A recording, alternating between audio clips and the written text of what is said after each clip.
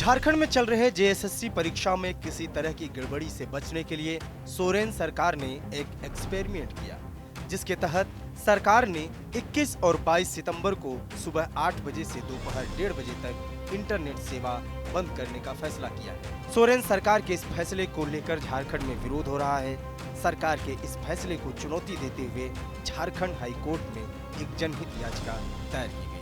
इस फैसले पर झारखंड हाई कोर्ट के जस्टिस आनंद सेन एवं जस्टिस अनुभव रावत चौधरी की खंडपीठ ने सुनवाई करते हुए इंटरनेट सेवा बंद किए जाने वाले आदेश पर फिलहाल रोक लगाने से इनकार किया है। इसके साथ ही राज्य सरकार को 4 सप्ताह के अंदर जवाब दाखिल करने को कहा है। राज्य सरकार बताए कि इंटरनेट सेवा बंद किए जाने को लेकर क्या नियम है। जेएसएससी परीक्षा को लेकर राज्य में इंटरनेट सेवा प्रभावित किए जाने को चुनौती देते हुए झारखंड उच्च न्यायालय के समक्ष आज जनहित याचिका दायर की गई थी।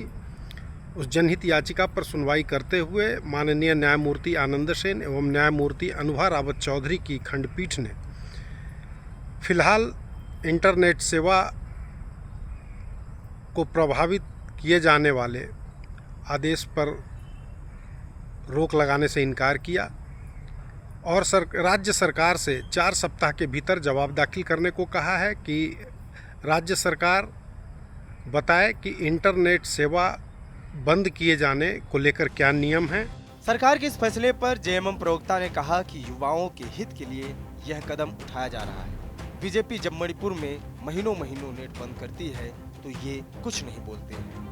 नकल करने वाला गिरोह जो गुजरात से लेकर यूपी तक सक्रिय है वो बीजेपी द्वारा ही संरक्षित है। युवाओं के हित में जब फैसला लेने की बारी आई और हेमंत सोरेन जी ने लिया तो ये तुगलकी फरमान हो गया। मणिपुर में अपने कुकर्मों को और नाकामी को छिपाने के लिए जब इंटरनेट बंद किया जाता था महीनों तो बड़ा अच्छा था, उचित था। आज युवाओं को उनका अधिकार देने के लिए, नौकरियां देने के लिए भाई भतीजावाद झारखंड में नहीं चलेगा। प्रश्न पत्र लीक मामले झारखंड में नहीं होंगे क्योंकि ये पूरा गिरोह भाजपा के द्वारा संरक्षित गिरोह है।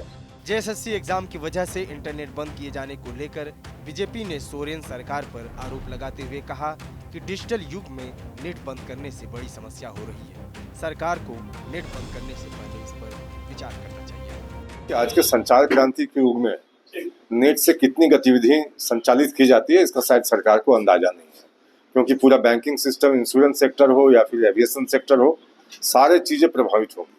तो निश्चित रूप से एक परीक्षा अगर वो सफलतापूर्वक नहीं करा सकते हैं, चोरी ना हो इसकी गारंटी नहीं दे सकते हैं, उसके लिए आम जनों को जो परेशानी हो रही है उस पर भी सरकार को विचार करना चाहिए था। पहले विचार कर लेते फिर इस तरह का कोई फैसला लेते, लेकिन सरकार ने अचानक ये कर दिया कि कल 8 बजे से 1:30 बजे तक इंटरनेट बंद रहेगा और 2 दिनों के लिए रहेगा। आप समझ सकते हैं कि आम लोगों को कितनी परेशानी हो रही है। शायद सरकार को इससे कोई मतलब ही नहीं है। सरकार ये करी कि बच्चों के भविष्य के लिए जो भी फैसला लेना होगा हम उस तमाम फैसले लेंगे। तो ठीक है, बच्चों का भविष्य सुरक्षित रहे और बिल्कुल करप्शन फ्री एग्जाम हो, इसका हम भी पक्षधर हैं। और राज्य सरकार ने जो कानून बनाया है उसमें तो ये दावा करती है कि जो पकड़े जाएंगे उनको बहुत कड़ी सजा होगी। तो फिर उस कानून को इम्प्लीमेंट करने की बजाय आम जनों को ये सजा क्यों दे रहे हैं? जो अपराधी हो उसको सजा दीजिए, आप जो बाधित कर रहा हो कानून की प्रक्रिया को उसको सजा दीजिए, आम जनों को कम से कम बख्श दीजिए। वहीं परीक्षा देकर लौटे बच्चों ने कहा कि एग्जाम सेंटर पर अच्छी व्यवस्था थी, पूरे प्रदेश का नेट बंद करना इतना जरूरी नहीं था। पेपर भी बहुत अच्छे थे। फर्स्ट पेपर थोड़ा सा कॉम्प्लिकेटेड पेपर था, सेकंड पेपर भी हिंदी वाला जो ऑप्शनल था जिनका लैंग्वेज वो भी थोड़ा कॉम्प्लिकेटेड था, मतलब अकॉर्डिंग टू पिछले बार से। इंटरनेट बंद करके परीक्षा ली जा रही है तो क्या लग रहा है? ये तो हम लोगों को समझ में नहीं आता, लेकिन इतना भी नहीं करना चाहिए कि नेट ऑफ कर देना चाहिए जिससे आम जन को इतना परेशानी हो। बता दें कि झारखंड में 21 और 22 सितंबर को झारखंड कर्मचारी चयन आयोग के द्वारा झारखंड सामान्य स्नातक स्तरीय संयुक्त प्रतियोगिता परीक्षा CGL ली जा रही है। परीक्षा में पेपर लीक और नकल जैसी समस्याओं से बचने के लिए सरकार ने पूरे प्रदेश में इंटरनेट बंद कर दिया।